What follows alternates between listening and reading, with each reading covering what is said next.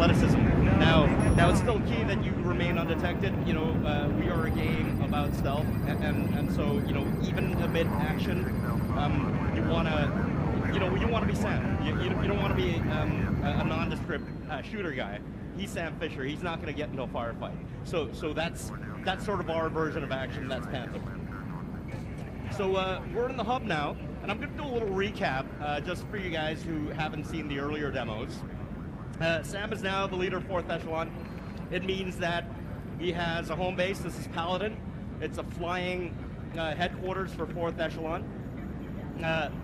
Now that they're flying, you can gather that the locations that you Sam, I think Charlie's got some new gear he's working in the game are going to be very exotic and all over the world. And of course, leaders have team members, and you're going to talk to Grim right here. Grim? Listen, Sam, we have a lot of work ahead of us. Thought maybe we should clear the air. History is history. That's it? Like you said, we've got a lot of work to do.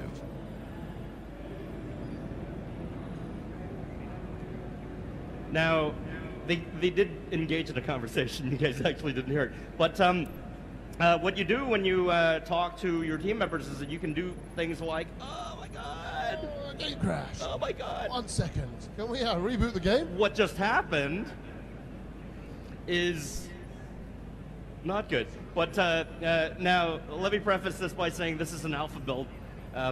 This is very much a work in progress when it comes to our demo, and we kind of did this several months ago.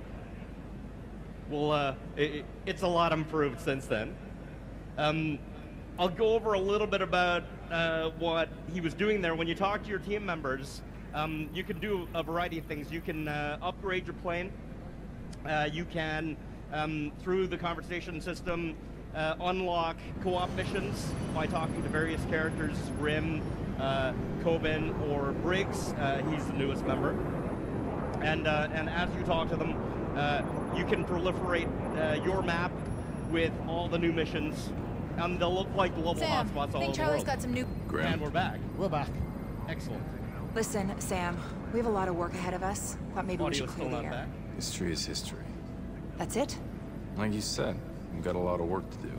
So what are they saying then? We can't hear the audio. Okay, so, you know, they kind of engaged in some small talk, right? But through this mechanic here, Ray's going to demonstrate us upgrading the plane. And when you do upgrade the plane, there's a variety of things you can do. Here, he's going to upgrade the cockpit. And when you do so, you're going to unlock a mini-map in this case. Not only do you kind of get cosmetic upgrades to the plane, Posted. you Something also just came in from a unlock contact in different things. Benghazi. You can I'll follow up with you upgrade later. Charlie's workshop, for instance, and you will be able to upgrade your weapons. He's able to create prototype weapons for you, so that's very cool. So there's a whole bunch of different components to upgrading your plane, so we encourage players to do so. And of course, the heart of the Paladin is the SMI. Now, the SMI is sort of Sam's window on the world. You know, our missions basically kind of appear as global hotspots. So in the story, the characters are kind of treating these things as the potential blacklist targets. For you, the player, these are your maps. These are your missions, right? So you have your single-player missions that are highlighted, but you can also go to the co-op missions that you've just unlocked because you've spoken to a couple of different characters, and you can hop over to multiplayer, of course. And Spies vs. Mercs is back. You know, we're super excited about it, and the big thing about this map is that it's a live map. So whenever you're playing single player, whenever you're playing any mode, if your friends go online and they engage in, and they're starting up a brand new adversarial match, you'll see their names pop up. And without interrupting your single player campaign, you can jump right into a Spies vs. Mercs match and kick some ass and come back and play, which is very cool. And we're gonna jump right in. Let's do it. So what can we expect from our action sequence What now? do we have in Benghazi? So My what you're gonna contact is see at a CIA safe house. is They've detained Ray a kind of subject with intel on demonstrating Guam, but no one gets to ask questions a until different they're done playstyle, with and we like to call it Panther. How'd they You nab do him? get rewarded for different playstyles in our game. We call it Ghost, which is pure stealth. There's Panther, which is sort of a mixed but try to remain undetected. And then there's assault. There's something you're not telling if me? you're that kind of a guy who likes heavy weaponry and you want to kind of go shoot. It's, Does that mean anything? I don't recommend it. It's tougher to play that way, I gotta say. And for me personally, I like the Panther style. That is really kind of you know, really being Sam at his best, we need right? to know. He basically kind of Make a one-armed surveys the dealer turn situation. himself into the CIA right after You the don't go war. in blind. You always kind of observe the situation. You mark your enemies. You know where they're going. You observe for a little while, see their patterns, and then you go out and strike silently and get back in. That's really what Blacklist is all about. Who is Andre Coben? Andre Coben pretended to kill my daughter to give someone leverage over me. Whoa. How is he even still As alive? you can see, they're talking about Andre Coben in this mission, which our move, in Sam? fact is the very first full-size mission in the game. This is Coben. They've located Andre Coben, who's a carryover from Conviction. He's been holed up in Libya, and they're going to find him. And we're just going to show you a little snippet of the actual mission itself. Obviously, we have some time constraints. We're going to jump in about a third of the way into this map, and we're going to end it maybe about another third of the way through. So our maps are very, very big. They're long, so we can't show you everything. But what I'm going to show you right now, and what Ray's going to demonstrate, is a little bit of our difficulty modes. There's something special that we've added. We have our rookie, normal, and realistic modes for all you normal guys, but we added perfectionist for people who want to play it pure stealth. And it's not simply making things more difficult. It really is a pure, hardcore, old-school stealth mode. It strips away Sam's newer abilities, like being able to see through walls, being able to execute. You're only able to attack enemies hand-to-hand from behind, and you get killed if you get shot, which means that you have to play our map stealth. And Ray's not going to demonstrate this for you today because it'll take forever. Show me the safe house. I'm going to play it that way when we get the game. Really? So we just skipped over cinematic. We did show this on Friday, so we're going to kind of rush through some of the stuff to get to some of the meatier parts. That's character customization. It's you know, one of the best features in our game. We're super excited about it. You have a huge variety of different weapons that you can choose from, and once you do choose those weapons, you can have a huge variety of different accessories you can attach. You can choose all kinds of different opsuit options, different goggles, not only cosmetic, but different levels of protection, and it really kind of caters to certain play styles. So if you're a stealth player, you want to choose a lighter weight outfit that will keep you quieter and help you carry more gadgets, for instance. If you're a guy who likes heavy guns, you have to choose a heavier outfit. It protects you more, but it's noisier to enemies. So very, very deep system. We're super excited about it. We're going to go with loadout A and launch this mission. And again, in the interest of time, we're going to skip through our opening cinematic and jump right into the action. So how do the loadouts from yesterday differ from the ones today? So the loadout yesterday, when we ran through the London map, was specifically geared towards stealth. So we had, we've added more stealth gadgets to the package. Enemy Obviously, transport it takes dropping a little while hostiles, for at players least to it go does through it. that stuff, and in the interest of cover your time, exit. we kind of preloaded this stuff for you.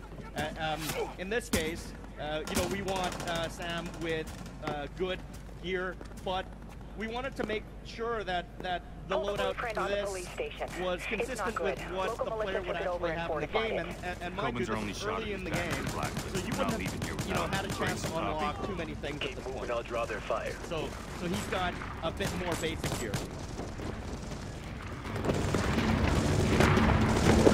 Briggs, you can't stop them all. Change position. Than he used to be. And it really is a big evolution in what we did with our animation system. It's really not to make him more superpowered. It's really to make the player feel the precision. And when you're trying to make a stealth game, precision is everything. You know, an inch exposed means that you're going to get detected and you're going to ruin your playthrough. And it really meant that, you know, we wanted to have real precise control over Sam, and you do have it because you know, there's real kind of nuance in the way he moves. So what's our objective here? So, right now, if you take out an enemy, in this case, that was a non-lethal takedown. He's still alive, and if his cohorts come by, he can revive them. So your best bet is to always clean up after your mess, and that's what Sam does best. And you can hide bodies. And this is an earlier build, like I said, and you don't necessarily see the prompts, but in the game, you'll be rewarded financially for doing things like that, doing things that are really very core to Splinter Cell, like hiding bodies, keeping things quiet, and you'll be rewarded for those actions. Everyone, spread out! As you can see, the level design in Blacklist is really kind of evolved from previous Splinter Cells. Nothing. Keep it's looking. very wide open. This area has multiple angles of approach. I mean, Ray's demonstrating one side of it. There's multiple ways to attack this situation. You can bypass them, or you can do this. Beautifully demonstrated. That's what we call killing in motion. Now, that's mark and execute evolved. Now the player doesn't have to stop when you're in motion, and it's not just a beauty kind of cosmetic thing. Oh, it's happening here. It's gone again. Can't be the live show. Yeah. Let's try again. That was beautifully done. Now, killing in motion. What happens with killing in motion is that you want to use it as a tool. It's not just about taking a bunch of enemies out, cosmetically with a lot of style. It really is about maintaining your stealth.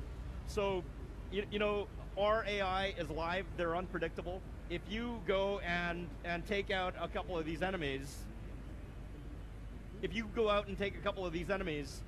the third one is there. He sees his buddy who's either unconscious or dead, and he'll be on high alert and alert all the rest of them. So it's in your best interest to try to keep things What do we quiet, have in Benghazi? make sure it's unseen.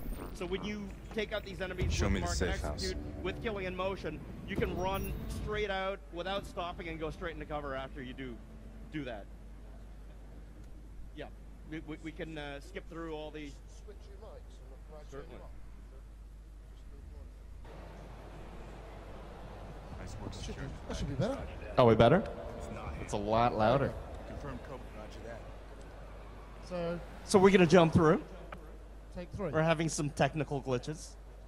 Very unusual. It's been a long weekend. Yeah, I know. Always That's on cool. the last day as well. Tokens are only shot at exactly Keep it lively. Say. breaks. You copy? Exactly. Keep moving, I'll draw their fire. So obviously we're rushing through to where we were. Yep. So And we can talk a little bit more about. Maybe we'll talk a little bit about the art. I never talk about the art. It's always kind of forgotten. But you can see, we have a huge level of detail. One of the big things for us is real kind of authenticity. We put a lot of research into the regions and the architecture and the signage, the language. Ubisoft is really kind of, they're real sticklers for having heavy amounts of detail when it comes to the art. And I appreciate that, being an art director. They do really care about graphics, and I hope this really shows. And again, we're gonna quickly go and hide that body.